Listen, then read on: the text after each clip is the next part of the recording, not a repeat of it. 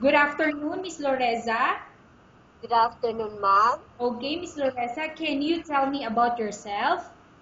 Okay. Um, I am LOREZA Icleo. I'm 25 years old. I'm single and I came from province of Eastern Samar.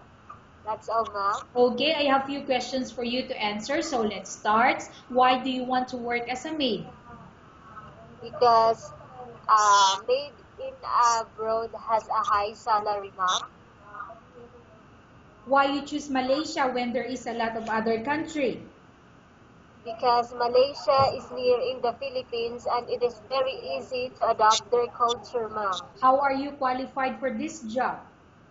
I am qualified for this job because, ma'am, I'm physically fit, ma'am, and well trained, ma'am. May I know what is your education level is? I am a vocational courses graduate, ma'am. What is your recent working experience? I am a housemaid, ma'am. Okay, have you worked abroad before? No, ma'am. Do you have experience of taking care of baby? Yes, ma'am.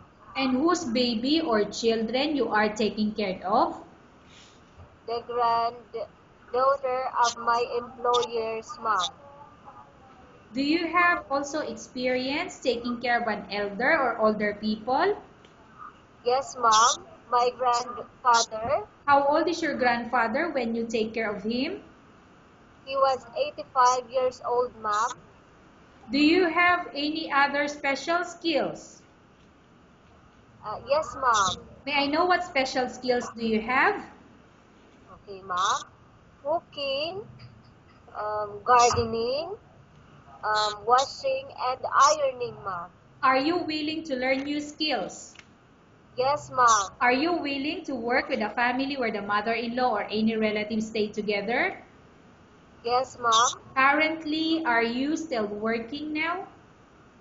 No, ma'am. Do you know how to cook? Yes, ma'am. What sort of food can you cook? I can cook Filipino food, Can you ma'am. please tell me what Filipino food that you can cook? Okay.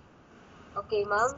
Like adobo, fried, fried chicken, fried fish, and steam fish. That's all, ma'am. Okay. Are you aware that you will have to do washing, cleaning, ironing, and cooking? Yes, ma'am. From all the house chores or household work such as washing, cleaning, ironing, and washing, which do you like most? Cleaning, washing, and ironing, and cooking, ma'am. Okay, so sorry. You are not allowed to use handphone during working hours. Yes, ma'am. You are only allowed to use handphone after you finish all the works and when going to bed. Yes, ma'am. You are strictly needed to surrender the handphone to your employer in the morning and your employer will return back to you once you're going to bed. Yes, ma'am. If ever your employer finds out that you're abusing of using your handphone and it's affected your work performance, your employer will confiscate your handphone and you're not allowed to hold it anymore. Instead, your employer will allow you to call to your family 3 times in a month. You're only allowed to bring normal phone and you're not allowed to bring smartphone. Are you agreed for the terms and conditions? Yes, ma'am. Are you agreed to the rules and regulation for the handphone?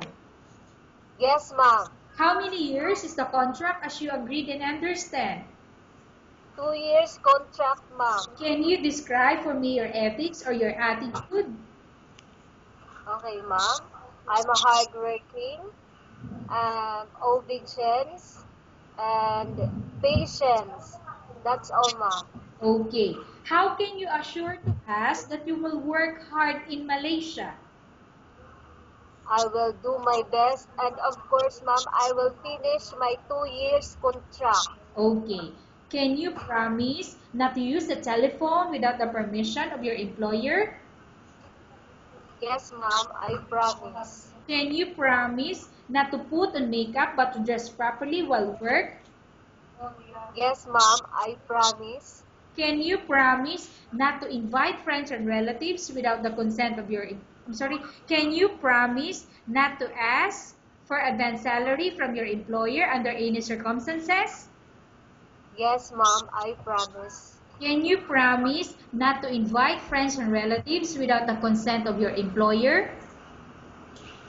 Yes, ma'am, I promise. Do you really understand of the rules and regulation of the agency? Yes, ma'am. Do you pay any placement fee for you to come to Malaysia to work as a maid? No, ma'am. Do you have any history of sickness, example breast cancer or any other illness? No, ma'am. Do you suffer from any skin diseases, allergy or physical defect? No, ma'am. Have you suffered from any serious illness? No, ma'am. Do you smoke? No, ma'am. Have you undergone any operation? No, ma'am. Are you medically fit? Yes, ma'am. Are you in any medication? No, ma'am. Are you allergic with any food? No, ma'am. Are you prepared to work for the employer of any race? Yes, yes, ma'am. Are you prepared to eat the type of food taken by your employer? Yes, ma'am. Are you afraid of being left alone in the house? No, ma'am.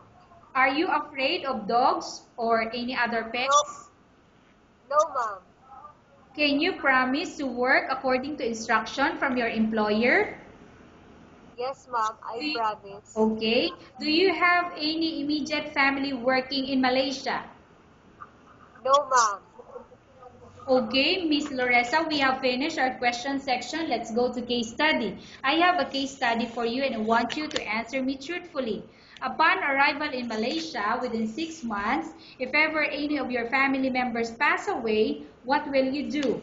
Will you continue to work till finish your contract or you will go back? Of course, ma'am, I will finish my 2 years contract so that I will not pay any damages or losses to the employer and to the agency also, ma'am. Tell us about yourself and why do you want to work in Malaysia as domestic help? Ma'am, sorry. Tell us about yourself and why do you want to work in Malaysia as domestic help? Okay, Ma'am. Miss Teresa, I will repeat the question for you. Yes, Tell ma'am. Yes, ma'am. us, tell us about yourself and why do you want to work in Malaysia as domestic help? Okay, ma'am. I want to because I want to help my families needed as well as my my nieces, and I want to have my own money, and so that also I I can I can so that also so that ma'am I will have my own money. That's all, ma'am. Okay, Miss Loreza, what do you want to tell to your employer who watching your video? Okay, ma'am. First of all, good day, ma'am. I'm LOREZA Iclio. I'm 25 years old. I'm single. Um, Thank you for watching my video, and I hope you choose me because I'm hardworking, patient, and patience. I patience and hardworking. Mm, that's all, ma'am. Okay, thank you very much, Miss Loreza. We will update your agency if there's any selection made by the employer. Okay, ma'am. Thank you, ma'am, and God bless, ma'am.